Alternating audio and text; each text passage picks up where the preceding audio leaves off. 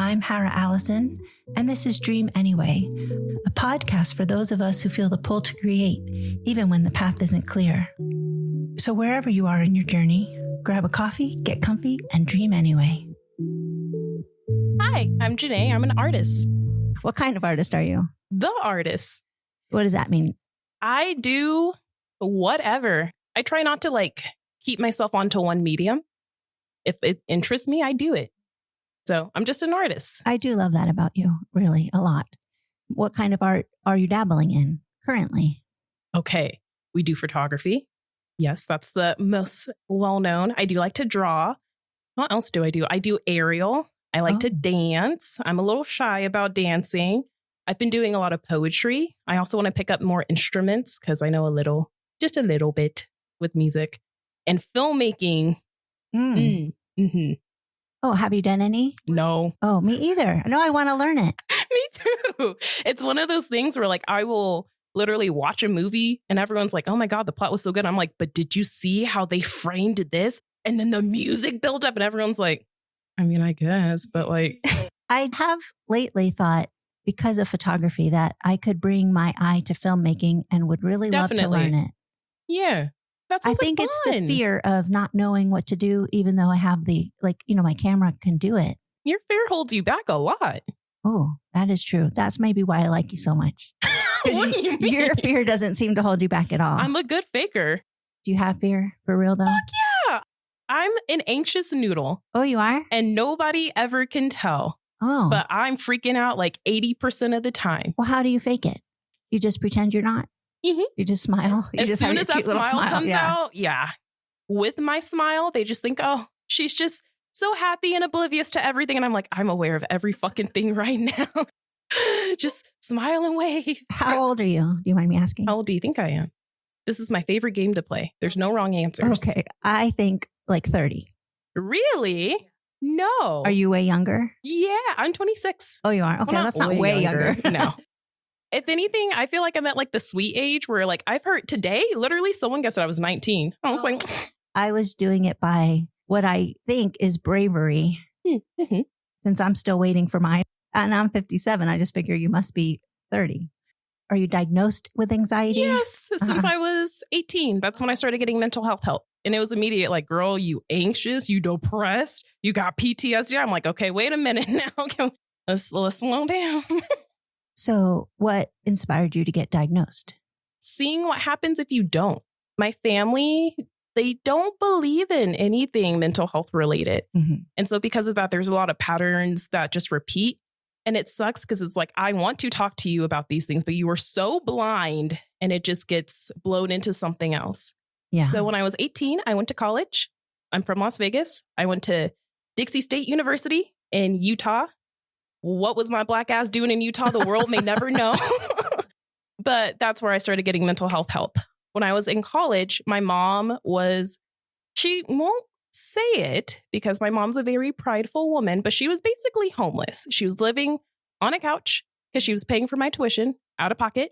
And so because she was doing that, I busted my ass working. I was working maybe 60, 70 hours a week. And in doing that, I failed my classes because how do you sleep or retain anything if you're working that much? It went downhill.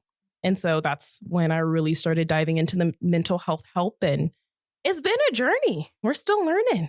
I don't think there's an end where you go, oh, I'm fixed or nope. It's all better. So if you can not hope for that, I think it makes the journey better. I think what I've learned is it's all about finding healthy coping mechanisms and just how to navigate around things. And so the newest thing that me and my therapist have been exploring is I align with autism. Mm-hmm. And it's crazy because it's just in talking and being oh, that's what that is. What do you mean? No one else does this? What do you mean? That's what I was just told too. You know what my daughter said recently, which was pretty funny. You have none of the awe and a lot of the tism. That's funny, isn't it? Yes. Kind of similar joke. One of my friends, one of the days was Janae, how are you? You still got the autism? Yes, Peterson, that shit doesn't go away overnight. It doesn't go away. Yeah. That's hysterical. Oh, you still have it? Yeah, that's a good one. You still got that? Yeah. Right here in my pocket. That's funny. It is so hard to deal with mental health issues, especially when you just think this is the normal way. Mm-hmm. You know, crazy learning that your normal isn't everyone else's normal. And it's like, damn, y'all just, what do you mean? Both of my daughters got diagnosed with ADHD before I did. And they're like, well, obviously you have it. And I was like, I just thought everybody thinks this way and feels this way and acts this way and is struggling in this way. Mm-hmm. But people do not. And some people are list makers. Are you a list maker? So I know we were going to talk about like also having like a game night. I have a list of the games I would. Oh, you do? Like, I sure do. I have a list of my goals over in my notebook, a list of my college aspirations. I'm a list girl. Well, actually, now that I think about it, you've been to some classes here and you do take notes. That's amazing. I sure do. I love that. And I look around, I'm like, damn, it's just me anyways. That's so smart because I don't remember anything. And then I'm like, well, I wish I'd taken a note. Well, that is what the whole idea of a coping mechanism is, right? I mean, you're making it work. Yeah, it's like making accommodations. That's how I look at it. Right.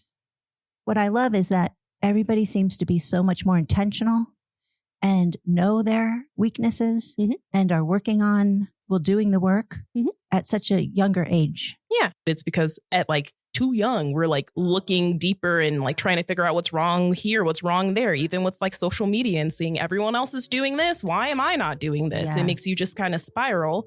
But on the flip hand, you are aware, you know how to like make those accommodations and adapt and adjust to make things easier. Yeah. It's bittersweet. Right. I can see that you have resources that we never had, but also you have comparison that we never had. Mm-hmm. It's bittersweet. What is it? Every gift comes with a price. Yeah. What inspired you to move from Vegas to Spokane? How long do we have? Well, I will edit you. That sounded like I will cut a bit. You can talk for as long as you need, and then I'll cut you off when I get bored. Question is, why did I leave Vegas? Well, what were you doing in Vegas? Nothing. And is your family there? Everybody. Everybody's in Vegas. I never wanted to That's stay. why I think you're brave. To move to some state where you don't know anybody and you're alone. It's not like you're with your spouse. I got one person. Oh, who do you One have? of my best friends lives here. She's my roommate. Okay. Yeah, she's why I've been like gaining muscle. She cooks good food. She cooks so good. Did she used to live in Vegas and that's how you know her? We literally have been friends since high school. Oh, okay. Cute. Freshman year of high school since we're 14. Damn. It's a long time. Okay. Well, that explains it a little more than just picked up and went somewhere. Because, I moved from Miami to Idaho with knowing nobody. Which is crazy because Miami to Idaho. It was exactly that. I didn't have a sweater. Didn't even own a sweater. How was seeing snow? Well, I saw snow for the first time when I was 19. My sister had moved to Boston and I had never seen snow and I was amazed. So it hasn't even been 6 months of me being here yet. Like as of today, it hasn't. But we moved, me and my dog, we moved up here like February, I think 17th. That snow, I was ready to go back. I've been here 30 some years and I'm still scared of snow. I'm still a Floridian. I also can dive into why Washington. I feel like that's an easier question. Yeah. So way, way, way back when I was in high school and that's not that long ago. Whatever. I graduated in 2017, but it feels like a lifetime ago. Okay. 8 years ago when you graduated. Yeah. So as a freshman, I was a part of a program called TRIO. So to be honest with you, the whole point of TRIO is to help disadvantaged people go to college. So minorities, people who are poor. And when you're in North Las Vegas, that's fucking everybody. So I jumped on. And so I remember working with my TRIO advisor, I guess. And she was like, Janae, what do you want to do in college? And I was like, I don't fucking know. She was like, well, look, gave me a stack of all these like different colleges and different majors. And I looked into all of them, every single one, read all the options, all the majors, would look at the classes. I'm a freshman in high school doing this, by the way, just looking. I picked Cornish College of the Arts in Seattle, Washington. That was the one. That was the one. So I was like, okay, I'm going to like put all of my ducks in a row. Photography, that's my way out of here. That's my way out of this desert, right? Because again, whole family's from Vegas. And I'm like, y'all don't want to leave? Y'all don't want to see what's out there? That's what I think of my family that's still in Florida. Right. Okay. So you know. I totally get that. Like, you guys know there's other places, right? I remember literally asking my mom, out of all 50 states, Nevada. Right. Las Vegas, Nevada. Yeah, I'm with you. So I applied and I got rejected. And so I went to the next best thing, which was Dixie State University, 100% acceptance rate. Nice. And we went to Dixie. But every semester I applied for Cornish. I applied, rejected. School's getting shut down now. And so it's kind of like, it's because y'all didn't accept me. Like, Karma. Exactly. Everybody would have known about Cornish. Like, that's the school Janae went to, bro. We got to go. Nah, now look at you. Crazy. Yeah, that's awesome. I also remember when I turned 18, me, my mom, and my sister, for my birthday, took a flight out to Seattle. Mm-hmm. I got to go to Cornish. I showed them my portfolio. Everything went good. And I was just like, yeah, this is it. This is perfect. I loved being just in Seattle. It was so pretty. I liked how like there's yellow buildings and the architecture and all the flowers and it was green and there's water. I'm used to cactus. Like, what? The ocean is right there? We can get fresh fish? Like, I was like, yeah, I'm moving here right now. And I got rejected. And it sucked. And I cried about it a lot. Well, this podcast is called Dream Anyway because, I think that's all we have really is our dreams to keep us going. So how do you hold on to your dreams then, having been rejected so many times from the one thing that you wanted? My dreams are stronger than any feelings of being hurt or any fear. When I first got rejected from Cornish, it sucked, right? I was boohoo crying. And so I stopped doing photography for a minute. And to be honest, I feel like I needed to stop doing photography because it became less of doing it for the passion and more so I need to get this right so I can finally get into Cornish. No, I took a break. Good. And then it just slowly crept back up and started carrying my camera in my purse and going here and going there. And I applied again. Same thing. Feelings got hurt. Took a break. Started writing a little bit. Started drawing a little bit. Picked up my ukulele again. And then photography always comes back. Mm-hmm. So I think the biggest key is if it's meant to be, it'll be. Yeah. You can't fuck up something that's supposed to be yours. And I just wasn't supposed to go to Cornish. Okay. School got shut down anyways. Is that what you suggest for other people, is just know that on the other side, there's something better? I wouldn't even say that.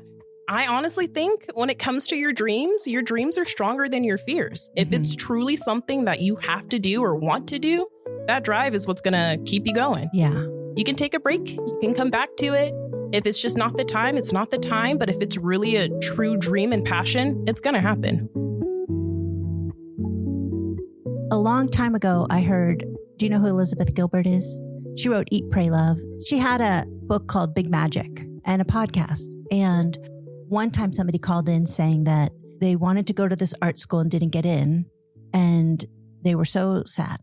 And Elizabeth Gilbert was like, you don't need somebody to tell you you're an artist. Mm-hmm. You do not need a diploma from anybody else that states you're an artist. If you create, you're an artist. Mm-hmm. And she said, make your own diploma. And I did design myself my own diploma, but it took me years to say even graphic artist rather than graphic designer because I couldn't claim artist. So I love that you're just claiming it because that's really all it takes. Why is claiming artist such a hard thing for you?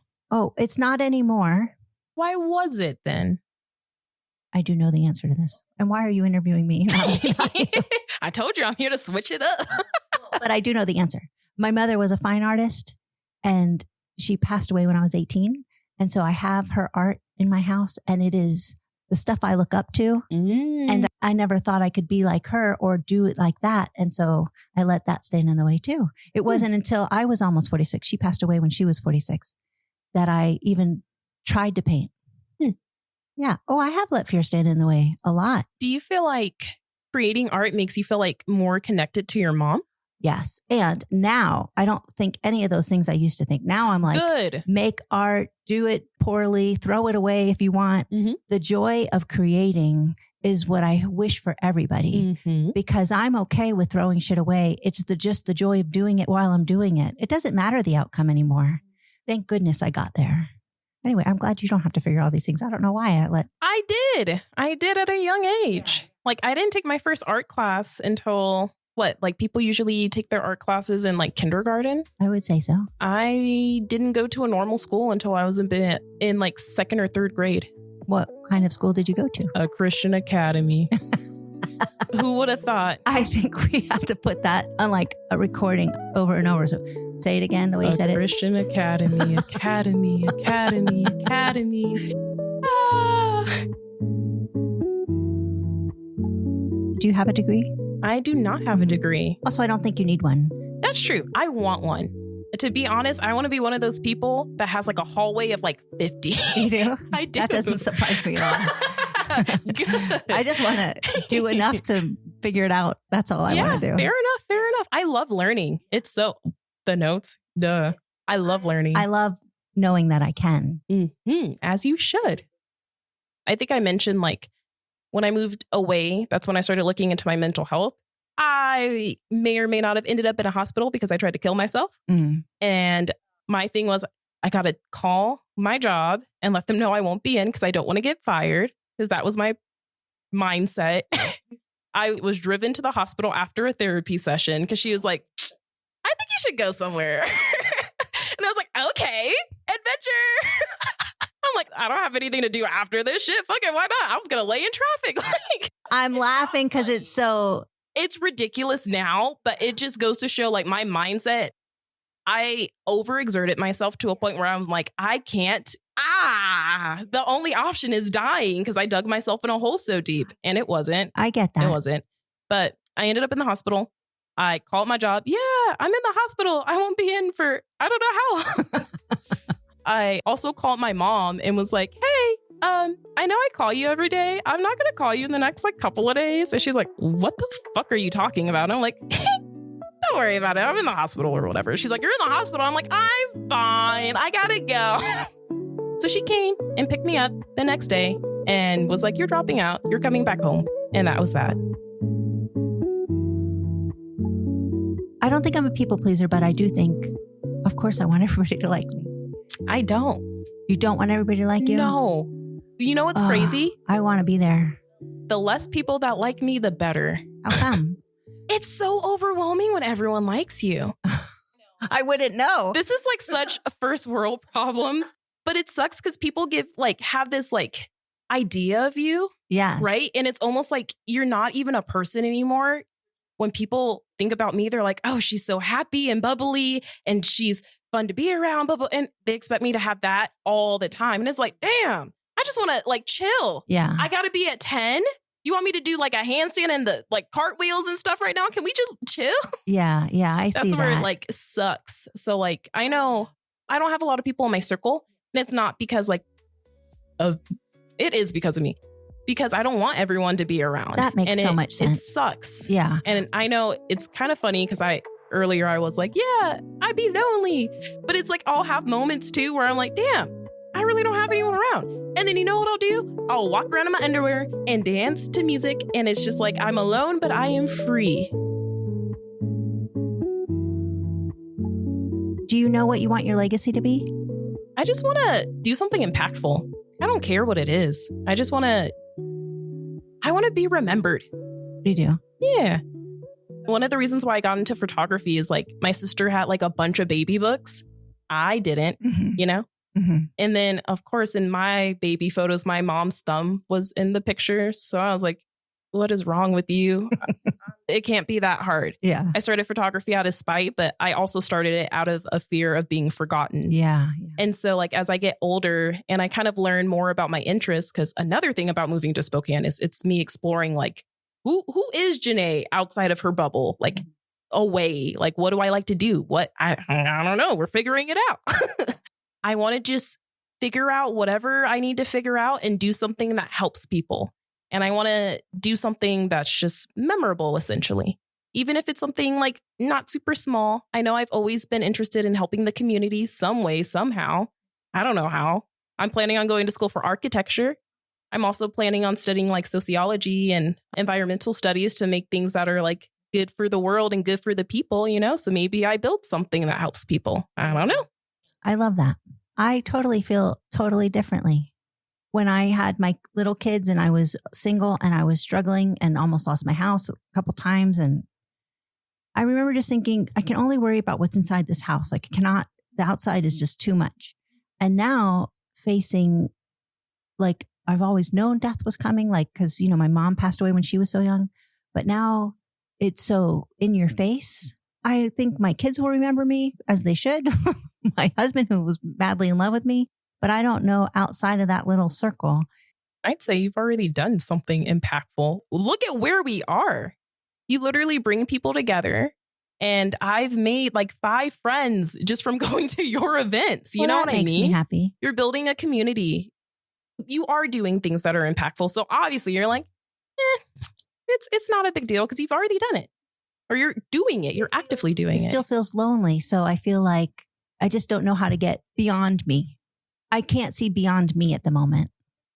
Just with my upbringing, it was the flip side. I was always focused on the inside that I never looked outside. So now it's like, there's so many options. But I think that's like one of the reasons why I'm just like, I don't, wherever the wind takes me is where it takes me. Because I never explored my options, and that's what we're doing. So I just want to do something that's impactful. And I don't know. I've had a lot of family die recently. My mom is older than you, actually. Oh, how old is she? That's a secret. Oh, what year was she born? That's a secret. We're not doing math. I thought I could trick you. No, my mom's older. My grandma is the oldest of 14. And her mom married someone who has like ties to slavery. Like it's all like, you know what I mean? But in the historical context, my family kind of just laid low, just focused on the family and didn't do anything crazy, like impactful for like the family, you know, but not anything out. And I want to do something that's like, I mean, I do have a cousin in the NFL, which I guess I got to top him. I totally see that happening. I love that for you. Thank you. Yeah. I can totally see that. And I hope I can be some little part of it or help you in some way. You already are. I'm on my first podcast. Oh, that's exciting. Yeah.